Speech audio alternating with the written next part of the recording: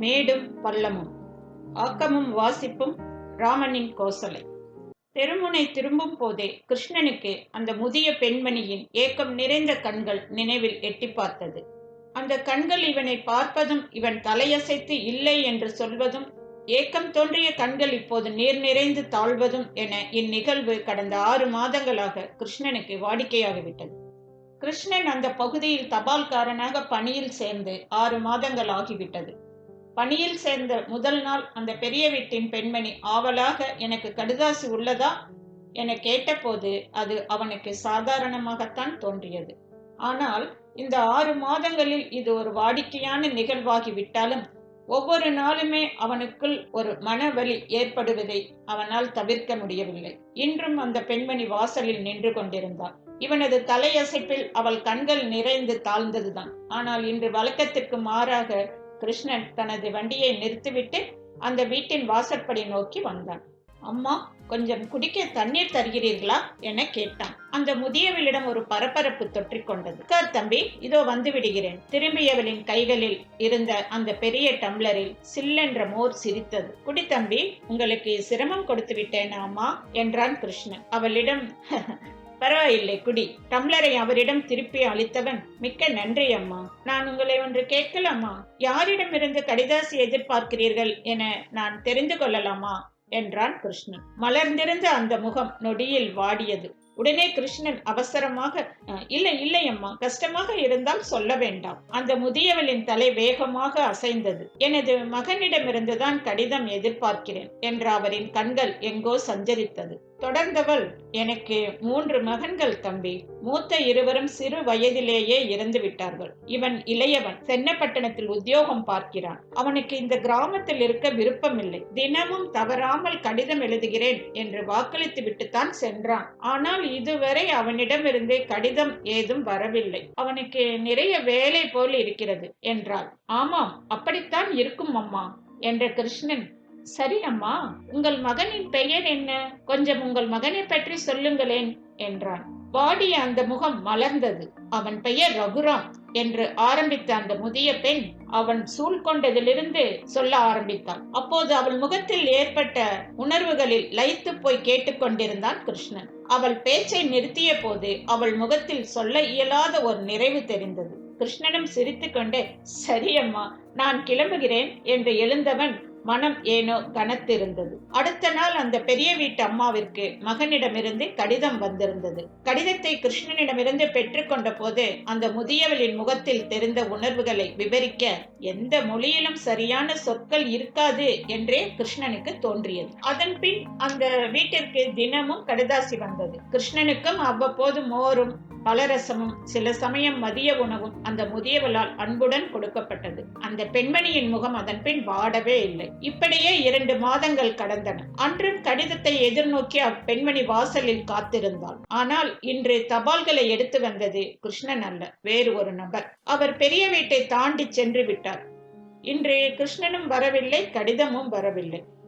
2 மாதங்களாக மலர்ந்திருந்த அந்த முகம் மீண்டும் வாடியது. இப்படியே 10 நாட்கள் ஓடிவிட்டது. அந்த முதியவள் தனது ஏமாற்றத்திலிருந்து வெளியே வந்திருந்தாள். இப்போது அவளது மகனம் ரகுராமிடமிருந்து கிருஷ்ணனிடம் வந்திருந்தது. ஏன் கிருஷ்ணன் வரவில்லை? கிருஷ்ணனும் வரவில்லை, கடிதமும் வரவில்லை.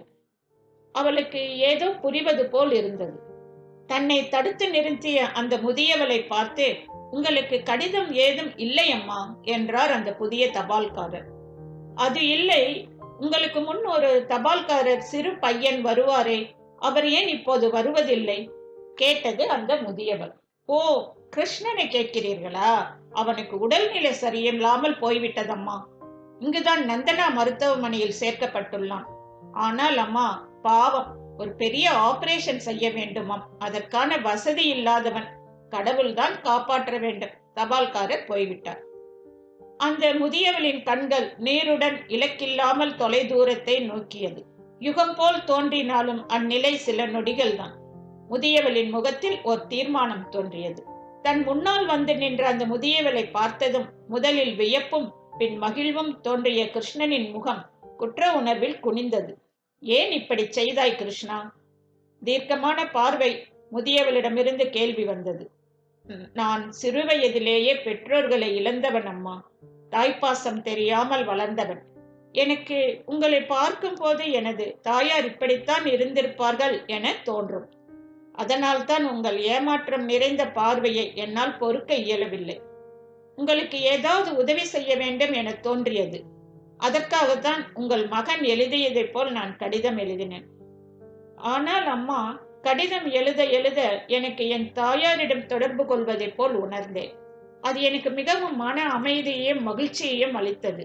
எனவே இதை நான் உங்களுக்காக மட்டுமல்லம்மா, எனக்காகவும் தான் செய்தேன். நிறுத்திய கிருஷ்ணன், ஆனால் அம்மா என தயங்கினான். தலையணியின் அடியில் இருந்து ஒரு கவரை எடுத்து அப்பெண்மணியிடம் நீட்டினான். அது ரகுராம் வேலை பார்க்கும் நிறுவனத்திடமிருந்து பெறப்பட்ட கடிதம்.